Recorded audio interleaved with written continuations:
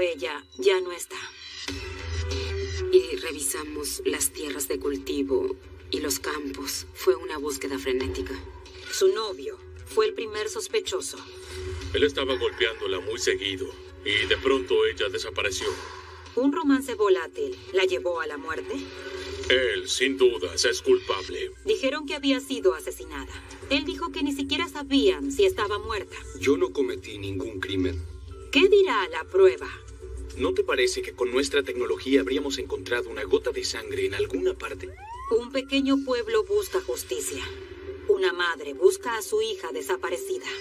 Voy a hacer lo que tenga que hacer para lograr traer a Kerry a casa.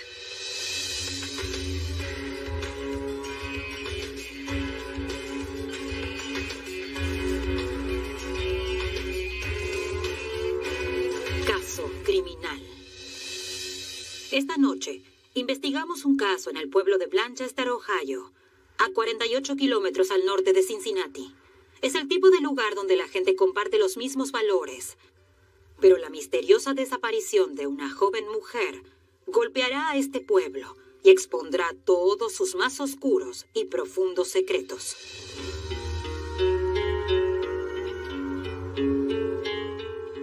Era el comienzo de un nuevo día de trabajo en el dormido pueblo de Blanchester. Debbie Culberson se levantó a las 6 a.m. y pasó junto a la habitación compartida por sus dos hijas, Cristina de 15 años y Kerry de 22. Miré adentro y noté que Kerry no estaba ahí, entonces desperté a Cristina y le pregunté, ¿tú no viste a Kerry? No, dijo, pero ¿sabes algo de ella? Y dijo no. Luego Cristina se levantó y se preparó para ir a la escuela y yo para ir al trabajo. Te llevaré a la escuela y después iré al trabajo. Y me dijo, no, yo iré contigo. Debbie descubrió que Kerry nunca había regresado a casa luego de salir la noche anterior. Miré por la ventana y noté que su auto ya no estaba. Como madre soltera con 2 trabajos, hizo lo mejor que pudo para darles una estructura a sus hijas. Kerry tenía un estricto toque de queda y siempre lo había respetado. Estarás en casa a medianoche. Si no estás, entonces cerraré y tendrás que arreglártelas. Si no vienes a casa, tienes que llamar para avisarme dónde estás y qué haces. Y ella estuvo de acuerdo. La relación de Debbie con su hija mayor fue construida sobre respeto y amor. Incluso cuando Kerry atravesó sus difíciles años de adolescencia, madre e hija se mantuvieron muy cercanas. Kerry podía decirme lo que sea, y es lo que hacía. Muchas veces era más de lo que un padre querría saber. Pero éramos muy cercanas, teníamos esa relación. Había muchas cosas que Kerry le contaba a su mamá que me asombraban. Yo le decía, ¿le contaste eso a tu mamá? Pero ellas tenían una especie de hermandad entre sí. Las amigas de Kerry la admiraban por su talento atlético, su inteligencia y su lealtad. Ella era radiante, llena de energía. Físicamente era una persona muy hermosa, pero su personalidad era dinámica. Ella corría, jugaba al fútbol, básquetbol, voleibol. Lo hacía todo también, estaba en el coro. Incluso porrista, eso lo hizo por 9 años. Pero ahora la cama de Kerry estaba vacía. La última vez que Debbie había visto a su hija fue la noche anterior, cuando la llevó a un juego de voleibol. Kerry consiguió que la llevaran de regreso después del juego y la dejaron en su casa a las 11:30 p.m. Debbie fue a la casa de una compañera de equipo de Kerry para ver si algo raro había sucedido o si alguien estaba esperándolas cuando llegaron a su casa. La desperté y le pregunté si había visto a Kerry. Me dijo que la había dejado en la puerta de su casa a las 11:30 y no la vio más. Ahora Debbie se preocupaba cada vez más. Ni ella ni su hija de 7 años, Cristina, escucharon abrirse la puerta. No creo que haya logrado entrar a la casa. Debbie comenzó a manejar por el pueblo buscando respuestas. Fue a casa de amigos y a los salones de belleza donde su hija trabajaba mediodía. Pero no había señales de Kerry, ni tampoco de su auto. Ahora Debbie estaba frenética. Fue a la estación de policía de Blanchester y habló con el jefe. Él dijo, ¿es posible que Kerry se haya ido? Y yo le dije, no. Le dije, Kerry es feliz en su casa. Ella nunca haría eso. El jefe de la policía le dijo a Debbie que a los 22, Carrie era una adulta y llevaba perdida menos de 24 horas. El periodo básico antes de reportar a una persona como desaparecida. A Debbie no le pareció que el jefe la tomaba en serio y no le estaba dando más que una respuesta burocrática e irónica. Por lo que decidió continuar su propia búsqueda y pidió ayuda a las amigas de Carrie. Debbie nos transmitió un verdadero sentido de urgencia que indicaba hacer todo de inmediato. Cuando llegamos a la casa de Debbie parecía un pequeño ejército y pregunté cómo podría ayudar. Sin lugar a dudas, podías ver el temor en su cara. Debbie y su pequeño ejército de amigos y familia salieron y revisaron cada rincón de Blanchester. Ella sentía que encontrar a Carrie en las primeras horas de investigación serían su única esperanza. Nosotros tuvimos que aceptar que no íbamos a recibir ayuda del departamento de policía, por lo que tendríamos que actuar por nuestra cuenta. Debbie investigó cada posibilidad. Incluso rastreó al novio de Carrie, Vincent Dunn, de 24 años. Le pregunté a Vince, ¿no viste a Carrie? La buscamos por todas partes. ¿Tienes alguna idea de dónde podría estar? Dijo, no señora, no la veo hace 3 días. Vincent le ofreció unirse a la búsqueda y llamó al gimnasio donde Carrie entrenaba por las mañanas, pero nadie la había visto.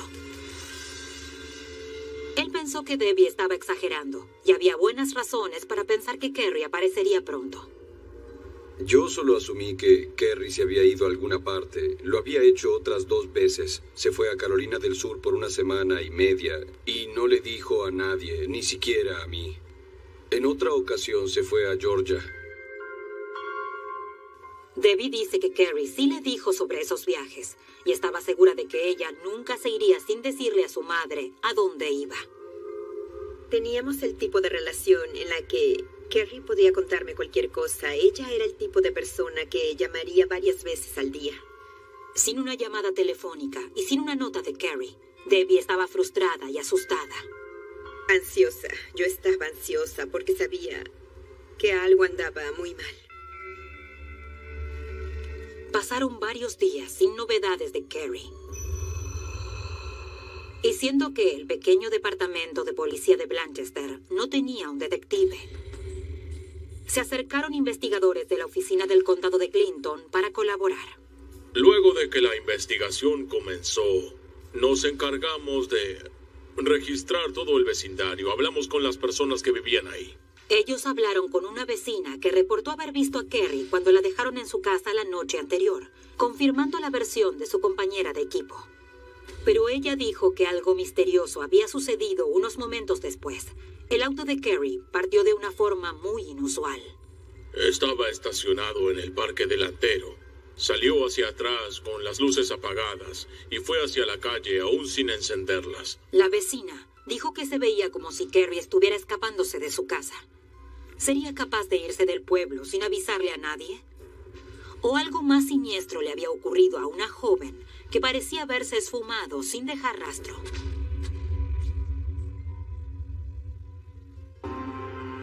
Mientras que la policía seguía especulando que Carrie Culberson, de 22 años, se hubiera ido del pueblo sin avisar a su mamá, Debbie Culberson discutía con ellos.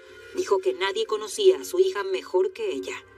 Y dijo que su desaparición no era un misterio y que el novio de Carrie, Vincent Dunn, estaba involucrado.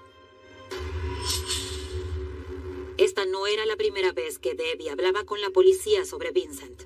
1 año antes de que Carrie desapareciera, ella les había dicho que él abusaba de ella. Ellos me dijeron que si había algo para denunciar, debía hacerlo Carrie porque ya era adulta, por lo que no había nada que yo pudiera hacer. Luego de un episodio muy violento, Debbie contó que Carrie había sido gravemente lastimada. Sus ojos estaban muy hinchados, sus labios tan lastimados que no podía hablar. Toda su cara estaba marcada. Tenía moretones por todas partes. Debbie dijo que Carrie se negó a hablar de lo que había pasado. La llevé al doctor e insistí en acompañarla, aunque ella no quería que lo hiciera, pero insistí. Luego entramos. El doctor preguntó qué había ocurrido. Carrie no quería decirlo, por lo que le di valor y finalmente dijo, Vince y yo paseábamos en auto. nos quedamos sin gasolina. Y él se enojó, comenzó a golpearme la cabeza contra el capó del auto y luego contra el pavimento. Alguien vio todo esto y después llamó a la policía. Cuando la policía la interrogó, Kerry se negó a presentar cargos y Debbie la llevó a un doctor. El doctor dijo, Kerry, quizás tengas una fractura de cráneo y costillas rotas. Tienes que ir al hospital. Entonces la llevé al hospital y tenía los riñones lastimados, costillas rotas y fractura de cráneo. Y yo dije, Kerry, ¿qué es lo que vas a hacer? Darle la verdad a sus amigos. No puedo creer que tantos de nosotros fuéramos tan cercanos a ella y no tuviéramos idea de lo serio que era. Debbie dice que su hija había sido una clásica mujer maltratada. Una y otra vez le creía a su novio Vincent cuando él le prometía que el nuevo incidente violento sería el último. Creo que para ella era una cuestión de orgullo, porque yo creo que para Kerry era importante ser alguien. Ella quería educarse y quería tener una vida exitosa y creo que ella veía a esa relación abusiva como algo vergonzoso de su vida y creo que de verdad estaba avergonzada. Kerry era muy compasiva. Creía que podía hacerle bien a otra persona. Pensaba que podría ayudarlo, cambiarlo. Pero de acuerdo a Debbie, eso era algo demasiado optimista. Y justo un mes antes de desaparecer, Kerry tuvo otro incidente violento. Pero esta vez, Kerry decidió hacer algo al respecto. Le dije, Kerry, ¿qué sucedió? Y ella dijo, fui a hablar con Vincent para decirle que me iba a una fiesta y él quiso ir. Ella le dijo, Vince, ¿no te va a gustar ir a una fiesta de chicas? Entonces él se enojó, tomó una lata de refresco y la arrojó con violencia. Ella le dijo, no hagas nada estúpido. Él dijo, te mostraré algo estúpido. Entonces tomó un radiador y comenzó a golpear las paredes y la lastimó. Kerry terminó con 8 puntos en la nuca. Y camino al hospital yo le dije, Kerry, tienes que hacer algo. Por lo que 30 días antes de desaparecer, ella presentó cargos contra él. Cuando la policía interrogó a Vincent Dunn sobre el incidente con la estufa, él lo negó diciendo que la herida fue producto de un accidente. Había una tubería que sobresalía del suelo, de 60 centímetros de alto. Ella cayó sobre eso. Luego de la desaparición, la policía lo interrogó aún más. Vincent dijo que la única razón por la que Kerry había ido a la policía a denunciarlo había sido porque Debbie Culberson había insistido.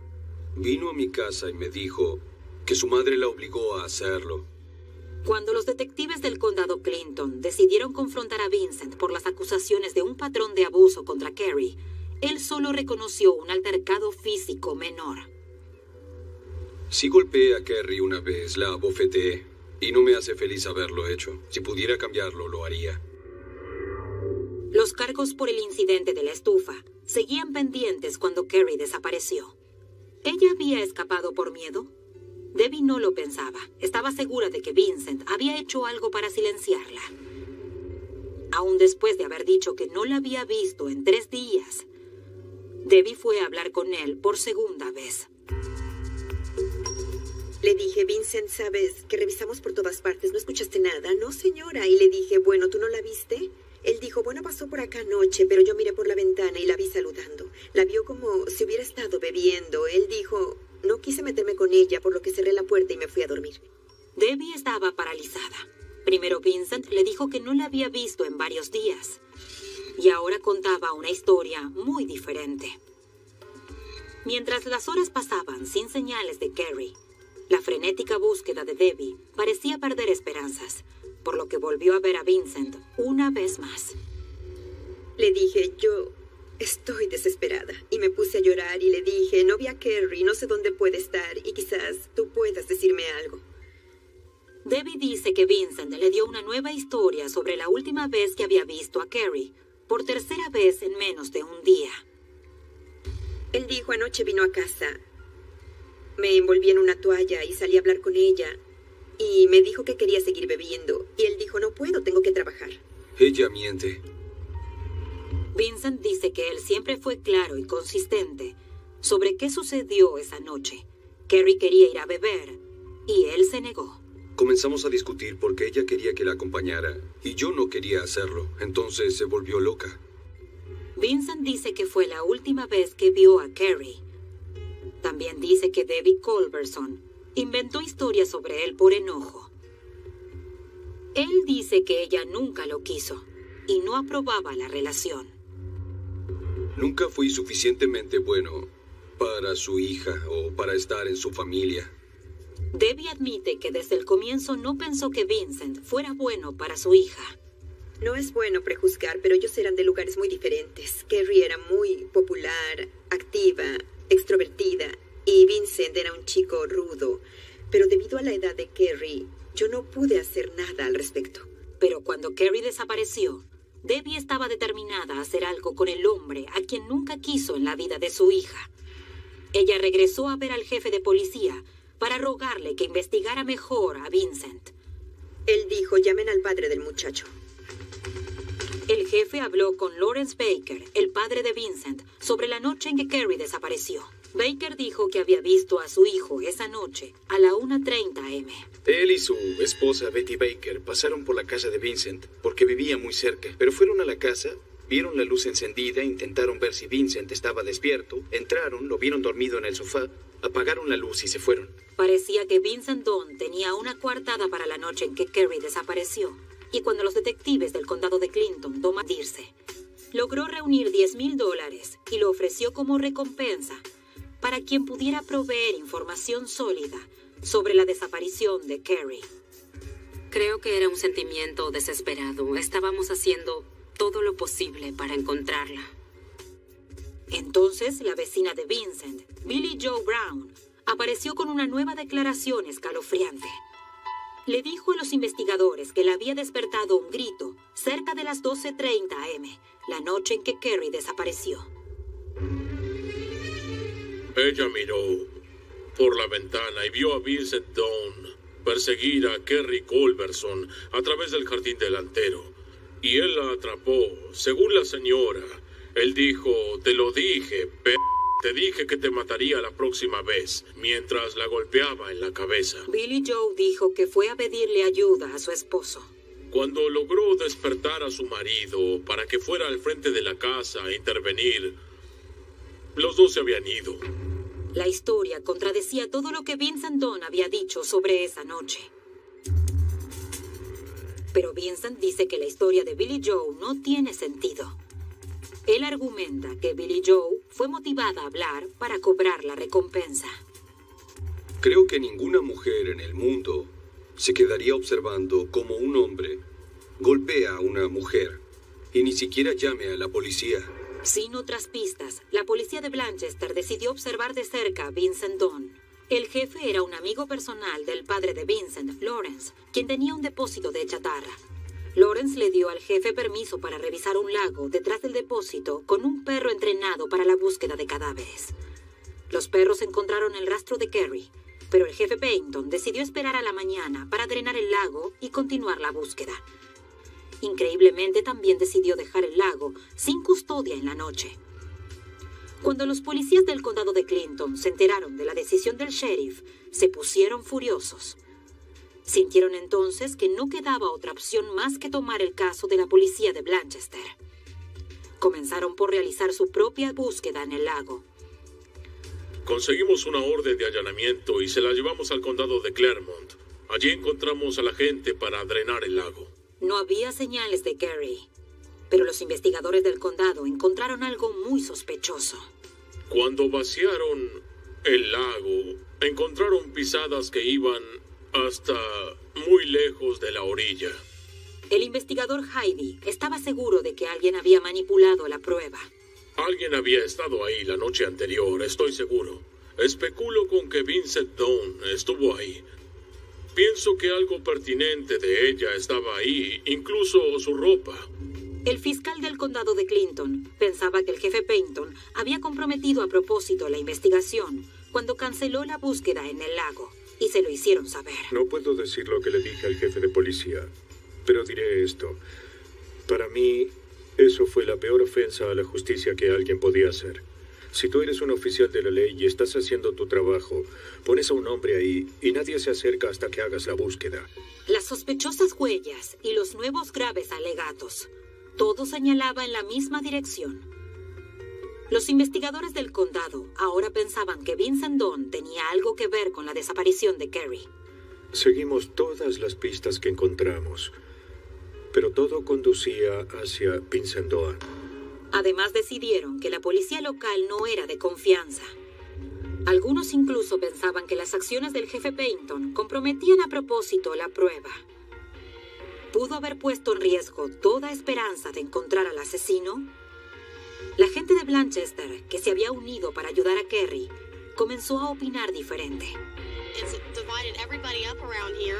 It's a sad time in this town that this happened. I think that everybody should come together as a community. Mientras las semanas se convertían en meses, familiares y amigos intentaron ignorar las controversias y se concentraron en una sola cosa: encontrar a Kerry y llevarla a casa. Creo que la mayoría de nosotros sabía que si ella estuviera viva, haría lo que esté en su poder para lograr regresar a su familia y amigos para decirnos dónde estaba. A pesar de no haber llevado el caso desde el comienzo, los investigadores de Clinton comenzaron a sentir actuar. Cerca de un mes desde la desaparición de Kerry, al fin hubo un nuevo avance en el caso. Un auto similar al de Kerry fue descubierto en el río de Ohio. Debbie sintió que encontrar el auto tan cerca del último lugar donde Kerry había sido vista era una pista importante que podía implicar a Vincent Dawn. Estaba tan cerca de la desaparición de Kerry y yo estaba tan ansiosa, y además había muchos reportes que decían que Vincent había estado en el río. Los investigadores confiaban en que encontrar el auto de Kerry sería la llave para resolver el caso, pero la pista no sirvió de nada. Ese auto no era el de Kerry. A pesar de la decepción, la investigación cobraba fuerza. Parecía llegar información nueva todos los días. Un amigo de Vincent llamado Jeff Warren había aparecido con una terrible pista. Él dijo que Vincent había ido a su casa el día de la desaparición de Kerry y que Vincent le había dicho que su auto se había descompuesto. Él apareció y preguntó si podía usar el teléfono. Entonces lo llamó a su papá desde ahí. Los registros telefónicos indican que la llamada se hizo a la 1 a.m. desde la casa de Jeff Warren, lo cual era muy sospechoso. Recuerden que la coartada de Vincent fue dada por su padre, quien dijo que lo había visto durmiendo a la 1:30 a.m. Si el auto de Vincent se había descompuesto, ¿cómo pudo manejar 32 kilómetros a tiempo para que su padre lo viera durmiendo en casa 30 minutos después? La policía quiso saber más de Jeff Warren sobre la llamada de Vincent desde su casa. Jeff Warren no escuchó toda la conversación, pero sí escuchó que decía: papá, ¿qué haré ahora? Y escuchó algo como: ve a buscar a tu hermano y resuelve la situación. Luego pasó algo más. La cuñada de Vincent, Lori, apareció y le dijo a la policía que había ocultado información. Dijo que Vincent había ido a su casa cerca de las 3 a.m. buscando a su hermano Tracy. Dijo que Vincent estaba cubierto de sangre y había dejado la casa con su hermano en medio de la noche, luego de buscar algunas bolsas de residuos. Estuvieron fuera por 4 horas. Regresaron cerca de las 6 a.m. y se quitaron las prendas y las pusieron en la lavadora. Era una información devastadora. Y otro pariente que estaba en la casa la confirmó. Parecía haber prueba circunstancial poderosa de que Vincent Dawn era el responsable de la desaparición de Kerry. Los investigadores registraron la casa esperando encontrar prueba física para apoyar lo que habían escuchado. Ellos indicaban que Vincent regresó a la casa cubierto de sangre. Ahora la policía no encuentra pruebas de sangre ni nada en absoluto de Gary Culberson, ni prueba alguna que pueda señalar a Vincent o Tracy como responsables de la desaparición. Vincent se mantuvo firme con su historia de que nunca estuvo en la casa y que su cuñada estaba mintiendo para molestar a su hermano. Dijo que su relación se estaba desmoronando y que su historia fue contada por desprecio. Lori y Tracy estaban juntos desde que eran niños, novios de escuela. Y su relación llegó al punto en el que el final estaba muy cerca. sin prueba física. Todo parecía ser otro revés en una investigación cada vez más frustrante. Pero un mes después, Vincent fue arrestado por conducir con una licencia vencida. Y estando en la cárcel, un preso dijo que Vincent había hecho una terrible confesión. Vincent le dijo que él la había asesinado. Le dijo: tú no puedes perder el tiempo con estas mujeres, debes hacerlas pagar. Si se comportan mal hay que hacerlas pagar. Los investigadores tenían una crítica decisión que tomar. Teníamos muy poca prueba directa, pero sí teníamos prueba circunstancial. ¿Debían arrestar a Vincent Dawn o esperar a tener más pruebas de que había lastimado a Carrie? Siempre pensamos que el cuerpo de Carrie sería descubierto. Eso es lo que hizo tan largo todo esto. Pero creo que luego de un tiempo llegamos a un punto en que teníamos que avanzar. El 21 de marzo de 1997, 7 meses después de la desaparición de Carrie, Vincent Dawn fue arrestado y acusado con 4 cargos de secuestro. Debbie Culberson estaba consumida por el esfuerzo para encontrar a Carrie y traerla a casa. Pero al acercarse el juicio, el fiscal le dijo que quería incrementar los cargos y le pidió a ella que considere lo más terrible. Él dijo, sí, él la secuestró. ¿Qué supones que haya hecho con ella? Luego dijo, también vamos a acusarlo de asesinato. Y dijo, porque si no podemos convencerte de que Carrie está muerta, ¿cómo vamos a convencer al jurado? Por lo que fue entonces cuando tuve que admitir que Carrie no regresaría a casa. Sería un terrible momento de dolor para cualquier madre. Y para Debbie Culberson fue el peor. Tan pronto como él me dijo eso, yo me levanté, salí caminando, encontré un rincón y ahí me quebré. Porque yo sabía que Carrie no... De 1997, 5 días antes de la fecha programada para el juicio, los fiscales agregaron 2 casos de homicidio agravado a los cargos contra él. Fue una jugada riesgosa. Lo estaban acusando de un homicidio, sin ninguna prueba de que Carrie estuviera muerta. Es un gran riesgo este tipo de casos. Porque el problema con estos casos es que si ganas, será el caso de tu carrera. Pero si pierdes, puede que también pierdas tu carrera y todo saldría contrario a como esperabas. Siempre es un riesgo, porque si él es encontrado inocente, no puedes acusarlo otra vez. Y si de repente aparece un cuerpo, no puedes acusarlo 2 veces. Así que era riesgoso. Pero ¿cuánto más se podía esperar?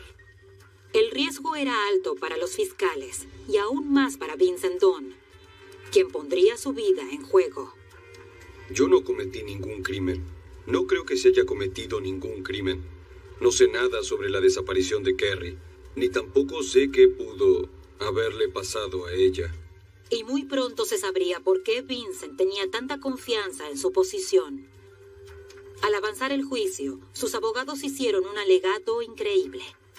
Ellos dijeron que había nuevas pruebas que confirmaban que Carrie Culberson estaba viva.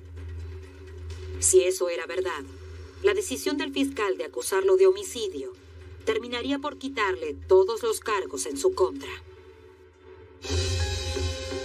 Vincent Dawn se enfrentaba a 2 cargos de homicidio separados. El primer cargo decía que él había asesinado a Carrie para evitar que testificara en su acusación por asalto. El segundo cargo lo acusaba de haber secuestrado a Carrie y luego de haberla asesinado.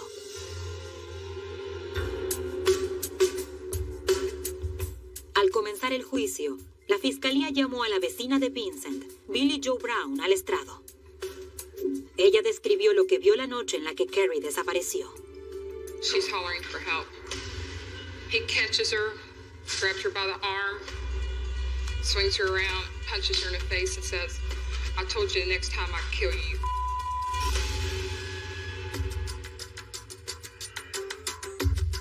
Un hombre que había conocido a Vincent en prisión también sube al estrado y testifica que Vincent había confesado haber asesinado a Carrie Culberson.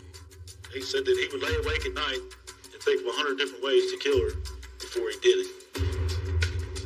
Vincent Dawn y su defensa esperaban que el jurado le diera poca importancia al testimonio de un presidiario. Dijeron que su historia no tenía sentido. Él vio todo esto en las noticias. Ahora van a decirme que después de 15 minutos de conocer a este sujeto por primera vez, ¿me sentaría y me incriminaría? Ese tipo es una rata de prisión. Es tan absurdo. Si crees en la teoría del Estado, crees que él secuestró a Carrie Culberson y la asesinó sin una pizca de prueba forense para demostrar que lo hizo, y luego sería tan descuidado. La ex cuñada de Vincent, Lori Baker, también testificó. Ella dijo que Vincent había ido a su casa esa misma noche buscando a su hermano y que estaba cubierto de sangre. La hermana de Lori también estaba en la casa y confirmó la historia. Tracy and Vince left with 7 garbage bags and a gun, and at Vince's body, his chest and his arm, and on his pants leg there was blood. La defensa argumentó que no había ni una sola pieza en esa prueba para respaldar la historia de la hermana. La ciencia no mentirá, por eso siempre esperamos que hubieran pruebas. Si Lori Baker dijo que Vincent Dawn estaba cubierto de sangre, ¿no creen ustedes que con nuestra tecnología habríamos encontrado una gota de sangre en el auto, en la casa o en cualquier parte? La policía fue a la casa de mi hermano y revisaron todas las tuberías. Ellos trajeron una máquina de limpieza y desplegaron todo en una gran lona. Y le hicieron pruebas a todo, pero no encontraron ni una gota de sangre en ningún lado. La fiscalía llamó entonces a varios amigos de Carrie al estrado. Ellos describieron una relación abusiva y llena de violencia. Pero eso no era verdad. Y ese es parte del verdadero problema con este juicio. Testigos y testigos y más testigos podían salir y decir, Carrie me dijo esto, Carrie me contó esto otro. No solemos permitirlo, son solo rumores. Pero de esto se trataba este caso, de lo que Carrie dijo. En un testimonio muy emocional, Debbie Culberson dijo que ella también había visto los resultados de la brutalidad de Vincent. She had 2 black eyes. Both of her lips, her upper and her lower lip, was busted. Her throat was bruised. Behind her ears was bruised. She had bruises on her back and her legs. Ahí fue cuando les mostramos las fotos y la gente pudo ver el daño que se le había hecho a ella. Fue un testimonio muy emocionante. Los abogados defensores argumentaron que Vincent no podía ser un asesino, porque no había pruebas de que Carrie estuviera muerta. Y luego, en el momento más dramático del juicio, para Debbie Culberson, la tensión era insoportable. ¿Podía su hija aún estar viva? Mi corazón saltaba. La reacción inicial fue, vaya, eso sería maravilloso. El detective me pidió que escuchara una cinta que decía, por favor, detengan el juicio. Tienen a mi novio acusado de haberme asesinado. Y quiero que sepan que yo no estoy muerta. Pero la repentina luz de esperanza de que Carrie siguiera con vida solo duró un instante. En el momento en que comenzó a hablar, yo supe que no era Carrie. El llamado de emergencias resultó ser una farsa, pero igual la defensa avanzó con muchos testigos que afirmaban haber visto a Carrie hacía poco. Teníamos a una encargada de una tienda que se acercó diciendo haber visto a Carrie. Creo que fue un día después de ser reportada como desaparecida. Ella entró, tomó algo, fue al baño y luego se fue. Teníamos a un oficial de policía que estaba patrullando y vio un Honda CRX, uno rojo, que es lo que Carrie estaba conduciendo. Verificó la matrícula y era suya. Recordemos, ellos no son familiares o amigos de Vincent. Los que se acercaban eran personas de la calle. Pero el fiscal Richard Moyer logró desacreditar varios de los testimonios de los testigos. Él dijo que cuando unían todos los avistamientos, estos creaban una cronología imposible. El problema es que teníamos a un testigo diciendo algo como la vi a las 2 de la tarde, tenía cabello corto negro, en su auto. Bueno, yo la vi a las 5 p.m., tenía el cabello largo y rubio y hacía esto. Por lo que los avistamientos fueron demasiados, y todos con diferentes apariencias de Carrie. Detrás de los testigos diciendo haberla visto, la defensa dijo que no había ni un fragmento de prueba que sugiriera que Carrie había sido asesinada. No había prueba de que Carrie hubiera fallecido, en los términos del rastro forense, ADN, ni nada de eso. No había prueba forense, ni nada. Solo una línea de gente diciendo, oh, era una relación volátil, por lo que Vincent debe haberla matado. Por eso, era una relación volátil. Registraron la casa de Vincent, registraron la de Tracy, el lago de Lawrence Baker, su depósito, y no encontraron ninguna prueba concreta o prueba forense uniendo a Carrie con Vincent Dawn. Vincent Dawn no se sentó en el estrado en su propia defensa. Dice que es una decisión que ahora lamenta. Mis abogados no me lo permitieron. Me hubiera gustado poder hacerlo. Ellos solo me dijeron, ¿sabes qué, Vincent? En un juicio por homicidio es mejor que evites hablar. Puede que no les gusten tus acciones, puede que no les guste cómo caminas o cómo hablas o algo más. Él dice que le hubiera dicho al jurado que él no pudo haber asesinado a Carrie porque ella no estaba muerta. Yo pensaba que Carrie se había ido. Creí que ella había decidido irse como hacía a veces. Había hablado de irse, hacer las maletas e irse a Carolina del Sur. Durante los últimos argumentos, los fiscales dijeron que toda la prueba circunstancial apuntaba a una inevitable conclusión. Vincent Dawn era un asesino. Sí, la última vez que fueron vistos estaba golpeándola y tiene un historial de abusos y abusos. Y ella no vuelve a ser vista. Es una situación muy clara. No hay ninguna duda al respecto. El 4 de agosto de 1997, casi un año después de la desaparición de Carrie, el jurado comenzó su deliberación. 3 días después, aún no tenían un veredicto. La mitad de las personas creen que él es culpable y la otra mitad piensa que no lo es. Luego, el 7 de agosto, llegó el veredicto. We, the jury in this case, duly impaneled, sworn and affirm, find the defendant Vincent Dawn not guilty of aggravated murder as contained in count 1 of the indictment. Primer cargo, inocente. Y comencé a llorar porque era un alivio para mí. Todo concluiría con el segundo cargo. El veredicto enviaría a Vincent Dawn a prisión como un asesino convicto, o lo dejaría irse como un hombre libre. We, the jury in this case, duly impaneled, sworn and affirm, find the defendant Vincent Dawn guilty of aggravated murder as contained in count 2 of the indictment. Segundo cargo, culpable. No podía creerlo y me dije, wow, ¿es en serio? Vincent Dawn fue sentenciado a cadena perpetua sin libertad condicional. Luego de la sentencia, los fiscales presentaron cargos contra el hermano y el padre de Vincent por ayudarlo a cubrir las pruebas. Un año después de la condena de homicidio, el hermano de Vincent fue condenado por obstrucción de justicia y manipulación de prueba. Fue sentenciado a 8 años de prisión. Su padre enfrentó los mismos cargos, pero fue absuelto.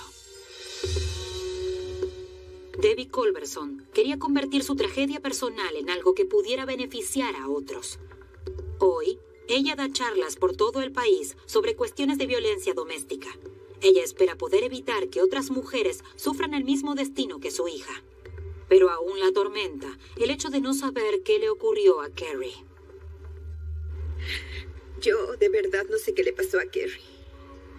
No saberlo es lo más duro de todo.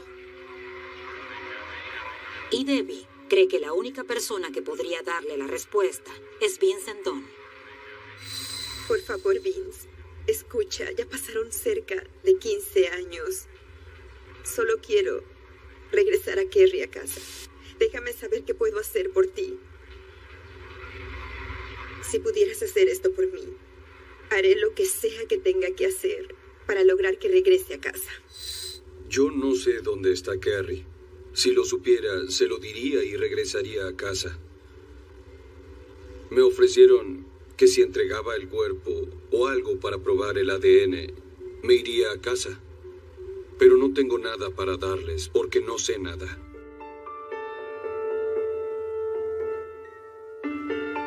Debbie Culberson dice que solo quiere una oportunidad de decirle adiós y darle a Carrie un entierro digno. Pero aunque no tenga esta oportunidad, ella siempre tendrá en su corazón la alegría que le dio su pequeña hija. Ella tenía una inusual risa, una risa que era muy contagiosa. Extraño escuchar esa risa otra vez y la alegría que ella le trajo a todos los que la conocieron.